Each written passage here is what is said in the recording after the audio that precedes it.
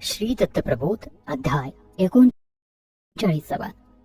गोरक्षनाथांकडून मच्छिंद्रनाथांची सुटका. अध्यायाला सुरुवात करूयात. गोरक्षनाथ हिंडत हिंडत श्रीनगरामध्ये आले. तिथं त्यांना चरपट चौरंगनाथ भेटले. गुरुबंधूच्या भेटीनं गोरक्षनाथांना अतिशय आनंद झाला. दोघांच्या डोळ्यांमधून आनंद अश्रू वाहू लागले. उभयतांनी एकमेकांना आलिंगन दिलं. कितीतरी दिवसांच्या राहिलेल्या गुजगोष्टी दोघेजण करू लागले. तेव्हा गोरक्षनाथांना आपल्या गुरुची हकीकत कळाली. चरपटानं कळवळून गोरक्षनाथांना सांगितलं, गोरक्ष, गुरु महाराज मल्हार देशातल्या श्रीराज्यात अडकून पडले आहेत. तिथल्या अधिपती राणीनं प्रेमळेनं त्यांना भूल पाडली आहे. दुसऱ्या कोणत्याही पुरुषाला तिच्या राज्यात यायची सक्त मनाई आहे. राज्याच्या सीमेवर तिनं सशस्त्र पहारा बसवला आहे. कितीतरी वेळा राज्यात मी जायचा प्रयत्न केला, पण तो फसला. माझे सगळे उपाय हरले. आता भीज तर तुमच्यावरच आहे. तुम्हीच काय ते करू शकताल. चरपट चौरंगाचं बोलणं ऐकताच गोरक्षनाथांनाही भरून आलं. त्यांनी त्याला धीर दिला. काही काळजी करू नकोस, मी घेऊन येतो गुरुनाथांना, असं आश्वासन दिलं आणि चरपटनाथांना घेऊन गोरक्षनं भ्रमणाला सुरुवात केली. मल्हार देशामध्ये पहिलं पाऊल टाकलं. तिथल्या नानाविध देवस्थळांचं दर्शन घेतलं. त्यांनी अनेक गावं पालथी घातली, तीर्थस्थानं पाहिली आणि दोघे पट्टण स्थानावरती आले. पण सीमा पार करून राज्यात जाताच येणं शक्य नव्हतं. गोरक्ष विचारामध्ये पडले. काय करावं, कुठली युक्ती योजावी. अनंत कल्पना त्यांच्या डोळ्यापुढे आल्या. तितक्यात पट्टण स्थानावर उतरलेल्या काही नाचणाऱ्या कलावंतींनी त्यांना पाहिल्या. तेव्हा एक विचार त्यांच्या मनात चमकून गेला. त्यांनी तो चरपट चौरंगीला सांगितला. चौरंगीलाही तो पटला. गोरक्षनाथांना आपला तापसाचा वेश टाकला आणि पोटापाण्यासाठी काही मिळवण्याच्या मिशानं ते त्या कला पथकात सामील झाले. त्यांच्याकडून नाच गाणं शिकले. त्यात अतिशय पारंगत झाले. त्यांना डग्यांची साथ करू लागली. गोरक्षनाथांच्या वजनावर पथकातल्या सगळ्याच स्त्रिया बेहद खुश होत्या. गोरक्षांचं देखणेपण, त्यांचं सौंदर्य, त्यांचं वागणं, बोलणं सगळ्यांनाच मोहवत होतं. एक दिवस त्या पथकाची स्त्री म्हणाली, नशिबाची परीक्षा पाहण्यासाठी आम्ही सगळ्याजणी मल्हार देशी जाणार आहोत. तू आलास तर तुझ्या कलेवर खुश होऊन लोक तुला मानमाराबत पैसा देतील. आमच्या पथकालाही पैसा कमवता येईल. तू चल. त्याची सूचना गोरक्षनाथांना पटली. त्यांनाही मल्हार देशात शिरण्याचं काहीतरी निमित्त हवं होतं. पण ते म्हणाले, मला कसं तुमच्या बरोबर येता येईल. तिथं पुरुषांना यायला सक्त मनाई आहे. त्यावरती ती म्हणाली, मग तू वेश पालटून आमच्या बरोबर चल, असं त्या प्रमुख स्त्रीनं गोरक्षनाथांना सांगितलं. चरपटाला बरोबर न घेता सीमेजवळ त्यांना राहायला सांगून वेश पालटून कला पथकाबरोबर गोरक्षनाथ मल्हार देशात येऊन पोहोचले. प्रेमळ राणी गुणग्राही होते. कलावंताच्या कलेचा तिला आदर होता. गुणी कलाकारांना ती मान देत असे. सोनं मोत्यांनी त्यांची उंजळ भरत असे. हे नवीन कला पथक आपल्या देशात आलं आहे असं समजताच तिनं कार्यक्रमासाठी त्यांना दरबारात पाचारण केलं. सर्व कलाकार मंडळी जमली. दरबार प्रेक्षकांनी एक दिग्गज भरून गेला होता. प्रेक्षकांच्या नजरा आतुरल्या होत्या. प्रेमळा राणी ही दरबारात येऊन बसली होती. सिंहासनावर मच्छिंद्रनाथ विराजमान झाले होते. त्यांचा छोटा बाळ मिनी त्यांच्या मांडीवर बसला होता. कार्यक्रमाला सुरुवात झाली. कलापथकातील स्त्रिया एकापेक्षा एक लावण्य सुंदरी होत्या. तितक्याच कलेतही निपुण होत्या. त्यांचं नृत्य कौशल्य अप्सरांच्या तोडीचं होतं. त्या देहभान हरपून नृत्य करीत होत्या. रसिक जण त्यांना दाद देत होते. त्यांचं नृत्य आणि त्या नृत्याला असलेली संगीताची साथ अशी काही होती म्हणता की त्याचं नाव तेच. दरबारात विलक्षण शांतता होते. चित्रासारखे तटस्थ होऊन प्रत्येक जण त्या नृत्यगान समाधीत तल्लीन झाले होते. मच्छिंद्रनाथांचीही तीच अवस्था होती. इतक्यात मृदुंगातून काही बोल बाहेर पडत आहेत असं मच्छिंद्रनाथांना वाटलं आणि म्हणून त्यांनी त्या बोलाकडेच आपले कान लावले. तेव्हा त्यांना आश्चर्याचा धक्का बसला. ते बोल होते, चलो मच्छिंदर गोड खाया, चलो मच्छिंदर गोड खाया. आपल्याला भास होतो आहे का असं त्यांना वाटलं. म्हणून त्यांनी पुन्हा पुन्हा कान टवकारले. पण तेच बोल होते ते. तो त्यांना झालेला भास नव्हता. ते ऐकून गोरक्षाची मूर्ती डोळ्यापुढे दिसू लागली. गोरक्ष त्यांचा लाडका शिष्य. कितीतरी वर्षात तो भेटला नव्हता. तो त्यांना दिसला नव्हता. आपला गोरक्ष आपल्याला नेला आला आहे असं समजताच त्यांनी चौफऱ्यात दृष्टी टाकली. आतुरतेनं सभोवार पाहिलं, पण त्यांना गोरक्ष कुठं दिसेना. सर्वत्र स्त्रियाच होत्या. मग गोरक्ष आहे कुठं? काही सारच फसवं. गोरक्षा, जिथं असेल तिथून परत ये. तुला भेटण्यासाठी माझा जीव व्याकुळला आहे, असं सिंहासनावरून उठून मच्छिंद्रनाथांना म्हणताच कलापथकातला श्रेवेश धारण केलेला गोरक्ष धावत पुढे आला. त्यांनी मच्छिंद्रनाथांच्या पायाला घट्ट मिठी मारली. गुरु भेटीनं त्यांच्या डोळ्यातून खळखळा अश्रू वाहू लागले. त्यांनी आपल्या केसांचा टोप, वस्त्र, अलंकार सर्व काही फेकून दिलं. दोघं एकमेकांना कडकडून भेटले. कार्यक्रम ऐन रंगात आलेला असताना मध्येच हे काय उद्भवलं हे इतरांना समजेना. नाचणाऱ्या स्त्रियांमध्ये एक वेषांतर केलेला पुरुष होता हे प्रेमळेनं पाहताच तिचा संताप अनावर झाला. तिनं आपल्या सैनिकांना हुकूम दिला, बांधा याच्या मुसक्याने हाल हाल करून ठार करा याला. फसवून ढोंग करून हा इथं आला आहे. प्रेमळेचा हुकूम ऐकताच सैनिक स्त्रिया पुढे सरसबल्या, पण मच्छिंद्रनाथांच्या इशाऱ्यासरशी त्या मागे सरल्या.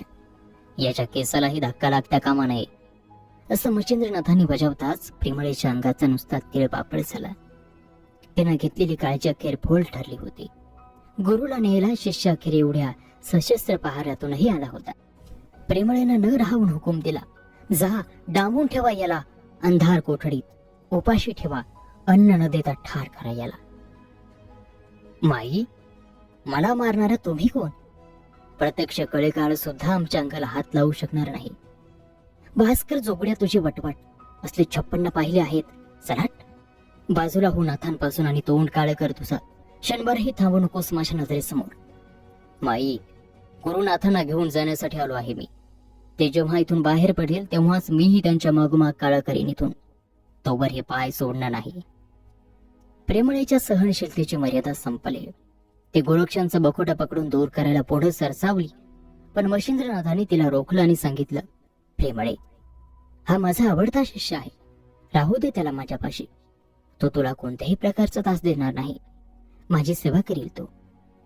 पतीच्या शब्दावरती प्रेमळे एक शब्दही न बोलता आपल्या महालात निघून गेली. तिचा जळफळाट होत होता. तिने आपल्या दासींना बोलावून गोरक्षाचं सत्वहरण करण्याचा हुकूम दिला. कुठल्याही प्रकारे त्याला मोहात पाडून त्याच्या तपश्चर्येचा भंग करण्याचा हुकूम दिला. तिच्या सर्वात सुंदर सुंदर दासी गोरक्षाला वश करून घेण्याच्या मागे लागल्या. आपल्या क्रीडांनी त्याचं मन विचलित करण्याच्या प्रयत्नात राहू लागले, पण गोरक्ष त्यांना बाधेना. त्याचा पुन्हा गुरुसेवेचा नित्यरंग सुरू झाला होता. सकाळी उठून गुरुचं भजन पूजन, त्यांच्या स्नानाची तयारी, गुरुच्या ध्यानधारणेची तयारी, मग भोजन रांधणं हे सारं तो स्वतःच करी. मन लावून गुरुची पुन्हा अशी सागर संगीत सेवा करायला मिळत असताना तो खूप खुश होता. त्या कामुक ललनांच्या कामचेष्टांकडे लक्ष द्यायला त्याला सवडही नव्हती. सेवा करता करता तो मच्छिंद्रनाथांना विचारित असे, केव्हा निघायचा गुरुनाथ? इथं किती दिवस गुंतून पडणार? आपण आपली योग साधना, परमार्थ विचार, समाज सेवा सारं विसरून गेलात. एवढं मोह जालात कसे गुंतलात? असे कसे फसलात? 4 चौघांसारखेच या नश्वर संसारात रमलात. आता बस झाला इथला मुक्काम. चला माझ्या बरोबर, मी तुम्हाला न्यायला इथून आलो आहे. बसा. मला हे सारं समजलं आहे, पटत आहे, पण प्रेमळेच्या शब्दात गुंतलो आहे. विनाकारण इथून मला जाता येणार नाही. एखादं असं कारण घडलं पाहिजे की आपली आपोआप सुटका होईल. तो धीर असं त्यांचं संभाषण होईल. एक ना एक दिवस आपण गुरुनाथांना आपल्या बरोबर नेऊच हे खात्री बाळगून तो तिथे वावरत होता.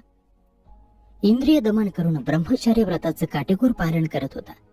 त्याला वश करून घेण्यासाठी काही स्त्रियांनी जंग पछाडलं, पण हा त्या कोणालाही बाधला नाही.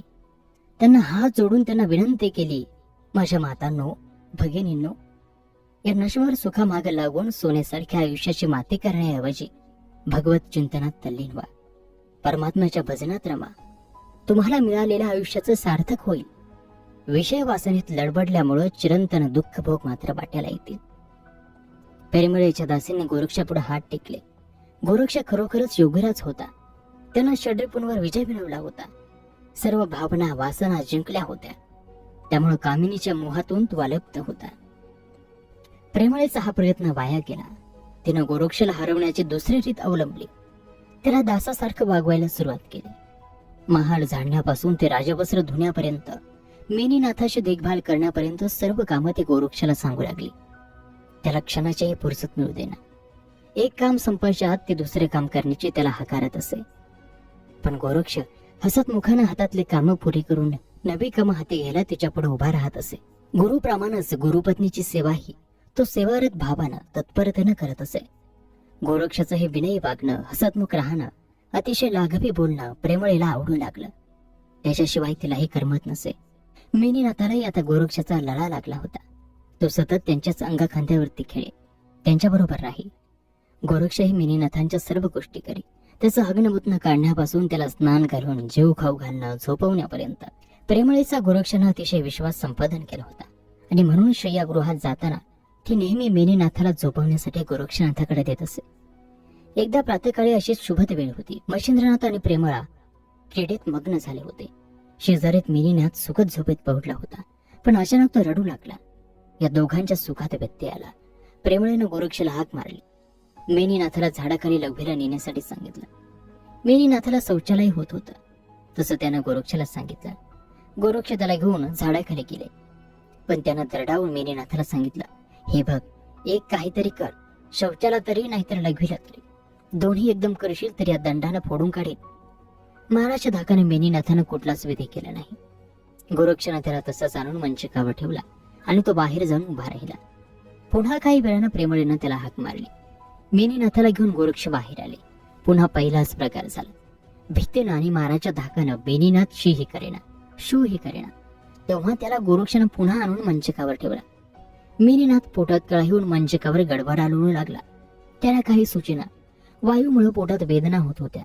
शेवटी असह्य होऊन त्याला मंचकावर शौचाला आणि लघवीला झालं आणि त्याचं सारं अंग, सारे कपडे त्यात खराब झाले. ते पाहून प्रेमळेनं पुन्हा गोरक्षाला बोलावलं आणि सांगितलं, अरे गोरक्षा, ही सगळी घाण धुवून पुसून साफ कर आणि यालाही धु. गोरक्षाने तिच्या म्हणण्याचा होकार दिला. मंचकावर झालेली आणि जमिनीवर पसरलेली घाण त्यानं साफ केली. सारवून ती जागा स्वच्छ केली आणि मेनीनाथाला घेऊन ती गावाबाहेर पडले. नदीवर आले. नदीच्या पात्रात एक भले मोठी शिळा होती. त्या शिळेवरती त्यांनी मेनीनाथाला आपटलं. आपटताच त्या बाळाचे प्राण कोळीतून उडून पंचतत्वात गेले. मग त्या बाळाच्या शरीराचे 5 वेगवेगळे भाग त्यांनी केले. मेद, त्वचा, शिरा, मांस आणि अस्थि असे ते 5 भाग रक्त धुवून टाकून त्यात सुकायला शिळेवर पसरवले. स्वतः स्नान करून ते परत राजवाड्यामध्ये आले. नित्याप्रमाणे त्यानं गुरुची आणि गुरुपत्नीची सेवा केली. त्यांना नैवेद्य दाखविला, त्यांची षोडशोपचारी पूजा केली आणि आपल्या दिनक्रमाला लागले. देवाला नैवेद्य दाखवताच प्रेमळीला आपल्या मेनीनाथाची आठवण झाली. त्यानं गोरक्षाला हाक मारली आणि मेनी बाळाला घेऊन यायला सांगितलं. बराच वेळ झाला तरी बाळ येईना, म्हणून त्याला बघायला ती बाहेर पडली. हाका मारू लागले तरी प्रासादामधून बाळ बाहेर येईना. तेव्हा तिनं गोरक्षाला पुन्हा हाकारलं आणि विचारलं, बाळ कुठे गेला माझा? माई, आपल्या आज्ञेप्रमाणे मी बाळ सुकत घातलं आहे. काय बोलतोस गोरक्षा? शुद्ध आहे का तुला? माई, आपणच मला प्रातःकाळी अशी आज्ञा दिली होती की बाळाला धुवून पुसून सुकत घाल. आपल्या आज्ञेप्रमाणे मी त्याला वर सुकत घातलं आहे. दिवसाचे 4 प्रहर उलटले तरी त्याला सुकत ठेवला आहेस. जा, वरून घेऊन ये त्याला. प्रेमळेच्या म्हणण्यानुसार मेनीनाथाच्या सुकत घातलेल्या अस्थी, त्वचा, मांस, मेद आणि शीर आणायला तो प्रसाद चढून वर गेला आणि त्याचे अलंकार, कपडे व 4 वस्तू त्यानं राणीसमोर मांडल्या. त्या पाहून राणीला 2 क्षण उलगडाच झाला नाही आणि झाला तेव्हा तिला ब्रह्मांड आठवलं. ती ओर पेटून शोक करू लागली. धरणीवर गडबडा लोळू लागली. गोरक्षानं कथन केलेला वृत्तांत ऐकून सगळ्या दासदासी गोरक्षावर तुटून पडला. मोठमोठे नाक्रदंत करत राणी म्हणू लागली, दुष्ट चांडाळा, गोड गोड बोलून असा दावा साधलास? तो कसला साधू? तो भोंदू गोसावड्या. त्या लेकराला इतक्या निर्दयपणानं ठार करताना तुला जराही दयामाया उत्पन्न झाली नाही आणि पिंड ब्रह्मांडाची उठाठेव तू करणार? नीच माणसा, क्षणभर इथं न थांबता चालता हो, काळ कर इथून. माई, माझ्या गुरुला घेतल्याशिवाय मी इथून जाणार नाही. त्याचंही बोलणं ऐकून संतापलेल्या दासदासी म्हणाल्या, जा तुझ्या गुरुलाही घेऊन, पण आमचा युवराज मिनी बाळ आत्ताच्या आत्ता तो आधी आणून दे. तुमच्या म्हणण्याप्रमाणे मी तुम्हाला तुमचा मिनी परत देईल, पण तो मिळताच तुम्हाला तुमच्या वचनाचा विसर पडला तर काय करायचं? गोरक्षा, हे प्रेमळा राणी तुला वचन देते की दिलेला शब्द मी कोणत्याही परिस्थितीत फिरवणार नाही. तू माझं बाळ मला परत दे आणि तुझ्या गुरुला घेऊन इथून तुला हवं असेल तिथं जा. मी तुझ्या मार्गात येणार नाही. प्रेमळेकडून हे वचन मिळताच मेनीचं मेद, मांस, अस्थि, त्वचा, शीर हे सगळं एकत्र ठेवून गोरक्षानं त्याच्यावरती त्याचं वस्त्र आणि अलंकार ठेवले आणि गुरुची मनोभावानं प्रार्थना करून त्यांच्या पायाचं तीर्थ त्या अस्थीवर मंत्र म्हणून शिंपडलं. आणि काय आश्चर्य, झोपेतून उठून बसावा तसाच मेनीनाथ ओळखी पिळखी देत उठून बसला आणि धावत जाऊन त्यानं गोरक्षांचे पाय धरले आणि विचारलं, मला परत माघारी आणून या भावना वासनांच्या दुःख सागरात का लुटलं? मला जिथं धाडलं होतं तिथं मी आनंद सागरात डुंबत. मेनी बाळा, जेव्हा तू मोठा होशील तेव्हा अनन्य भावानं मच्छिंद्रनाथांना शरण जा, ते तुझं कल्याण करतील, असं सांगून गोरक्षनाथांनी प्रयाणाची तयारी केली. मेनीनाथाला प्रेमळीच्या स्वाधीन केलं आणि सद्गुरूंचे पाय धरले. आपल्याला इथून नेण्यासाठी हे सारं काही करावं लागलं, त्याबद्दल क्षमस्व. गोरक्ष, प्रत्यक्ष तू परमेश्वर. या मूढ प्रेमळेनं तुला रंजवलं, गांजवलं, त्रास दिला, पण तरी सुद्धा कधी तू उलट बोलला नाहीस. आता जाताना तरी तूच मला क्षमा कर. माते, क्षमा माझी कसली मागतेस? सद्गुरूंची मागायची. मी तर त्यांचा दासानुदास. त्यांची षोडशोपचारी पूजा करून जे काही कृपादान मागायचं असेल ते मागून घे. गोरक्षनाथांच्या म्हणण्यानुसार मच्छिंद्रांची सर्वांनी पूजा केली. मच्छिंद्रांनी मेनीनाथाला राज्यावरती बसवलं. त्याच्या गळ्यात सिंगी सायली घातली, मेखला बाणवली, वस्त्र अलंकार लेबावले आणि छत्र चामर ढाळून राज्याभिषेक केला आणि ते दोघे निघाले. ते निघाले असे पाहताच प्रेमळेने काही धन त्यांच्याबरोबर नेण्याची इच्छा मच्छिंद्रनाथांजवळ व्यक्त केली. तेव्हा गोरक्षाला ते आवडणार नाही असं ते म्हणाले, पण तरीही तिनं गुप्त स्वरूपात 2 सोन्याच्या विटा त्यांच्या झोळीत टाकल्या. सगळ्यांचा निरोप घेऊन मच्छिंद्रनाथ आणि गोरक्ष सीमेबाहेर आले.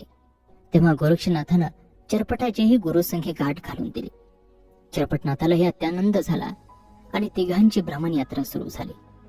ठिकठिकाणी योगीजन भेटतच होते, तेही त्यांची यात्रेत सामील होत होते. आणि अशा प्रकारे श्री दत्त प्रबोध ग्रंथातील हा 39वा अध्याय या ठिकाणी समाप्त होत आहे.